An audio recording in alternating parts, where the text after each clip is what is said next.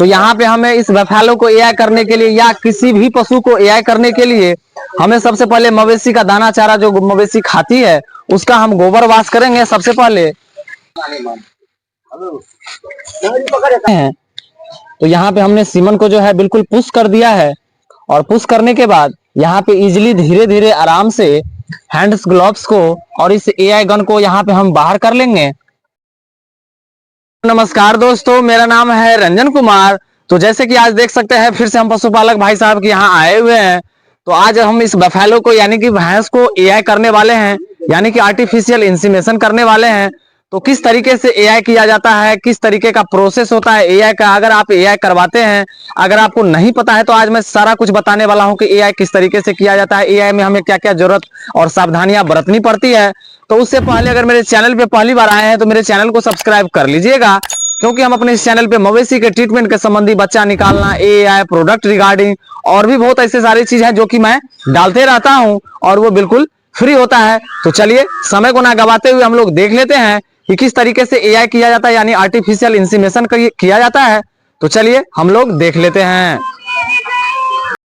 तो यहाँ पे हमें बफेलो को एआई करने के लिए सबसे पहले इसके पैरों को बांधना होगा, क्योंकि आप जान ही रहे हैं कि ये है भैंस, गाय नहीं है। अगर गाय होती तो हम लोग 2 आदमी 3 आदमी पकड़ लेते और उसको इजीली हम लोग सीमन दे सकते थे, लेकिन ये बफेलो है, हो सकता है इधर से उधर ज्यादा कूदे फाने, इसलिए यहाँ पे देख सकते हैं इस डोरियों के द्वारा इसके पैर को हम बांधेंगे। तो आप वीडियो पे कंटिन्यू बने रहिएगा, आगे हम किस तरीके से पैर बांधते हैं तो आप भी इस तरीके से करके अपने भैंस को इस तरीके से पैर छान सकते हैं। तो सबसे पहले डोरियों को कुछ इस तरीके से पकड़ना है और पकड़ने के बाद पहले एक पैर को इस तरीके से बांधना होता है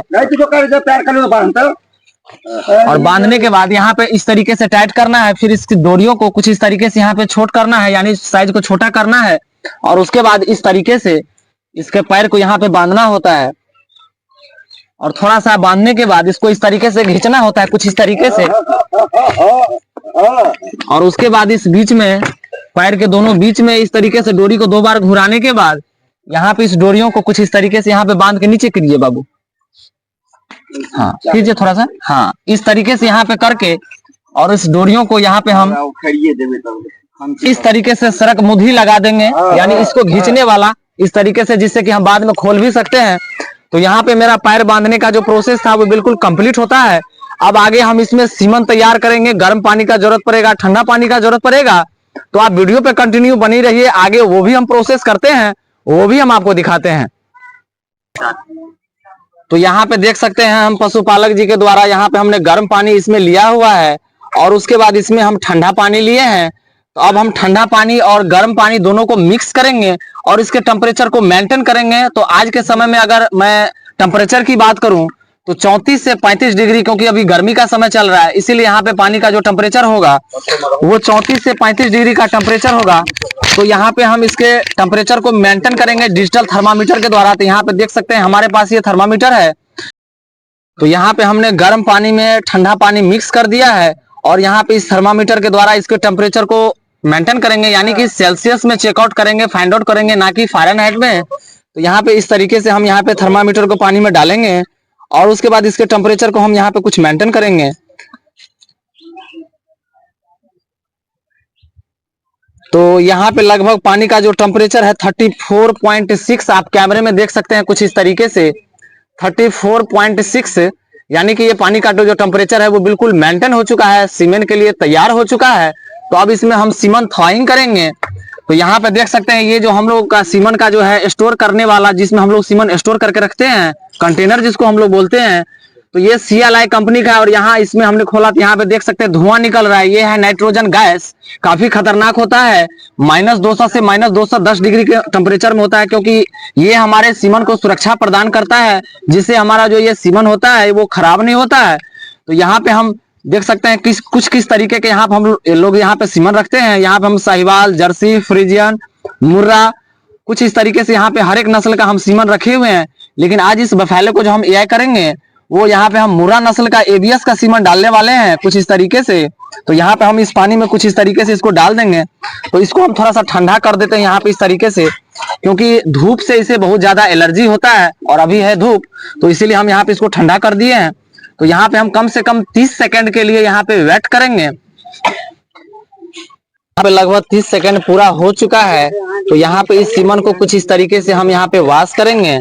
आप देख सकते हैं, आप चाहे तो इसके कपड़ों को द्वारा भी इसको वॉश करते हैं, कपड़ा के द्वारा भी साफ कर सकते हैं, लेकिन हम इसको यहाँ पे हैंड्स के द्वारा कुछ इस तरीके से वॉश कर देंगे। तो यहाँ पे ये जो सीमन है बिल्कुल तैयार हो चुका है। अब इसको हम एआई गन में कुछ इस तरीके से इसको डालेंगे। तो हम लोग का यहाँ पे एआई करने के लिए ये एआई गन होता है। तो इस एआई गन में इस सीमन को कुछ इस तरीके से यहाँ पे एडजस्ट कर देंगे। आप देख सकते हैं, तो यहाँ पे एडजस्ट कर दिया है। और उसके बाद इस कैंची के द्वारा इसको मुंह को कट कर देंगे, यानी कि सीमन को ओपन कर देंगे। और उसके बाद यहाँ पे हम लोग का एआई के लिए जो सीथ आता है, आप देख सकते हैं कुछ इस तरीके से इस सीथ को हम यहाँ पे इसमें लगा के इसको यहाँ पे एडजस्ट कर देंगे। तो आप देख सकते हैं ये जो सीमन है वो एआई के लिए बिल्कुल तैयार हो चुका है। और उसके बाद यहाँ पे हम लोग ग्लव्स का इस्तेमाल करते हैं, क्योंकि इससे हमें भी सुरक्षा मिलता है और मवेशी को भी सुरक्षा मिलता है, जिससे कोई तरह का साइड इफेक्ट इन्फेक्शन ना हो। तो आप वीडियो पे कंटिन्यू बने रहिएगा। आगे हम किस तरीके से एआई करते हैं वो आपको हम दिखाते हैं। तो यहाँ पे हमें इस बफेलो को एआई करने के लिए या किसी भी पशु को एआई करने के लिए हमें सबसे पहले मवेशी का दाना चारा जो मवेशी खाती है उसका हम गोबर वाश करेंगे। सबसे पहले पकड़े रहिए आप लोग इसी तरह से।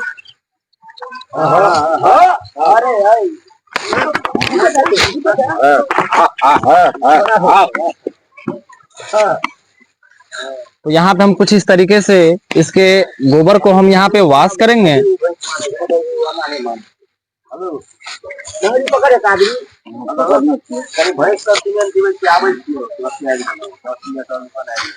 तो यहाँ पे लगभग हमने जो गोबर था वो हमने वॉश कर दिया है। वॉश करने के बाद इसके यूट्रस फंक्शन को यानी बच्चेदानी को हम पकड़ने वाले हैं। और पकड़ने के बाद इस एआई के जो प्लास्टिक है इसको हम बाहर कर देंगे। और उसके बाद इस एआई गन को इसके यूट्रस फंक्शन में कुछ इस तरीके से यहाँ पे हम इन करेंगे।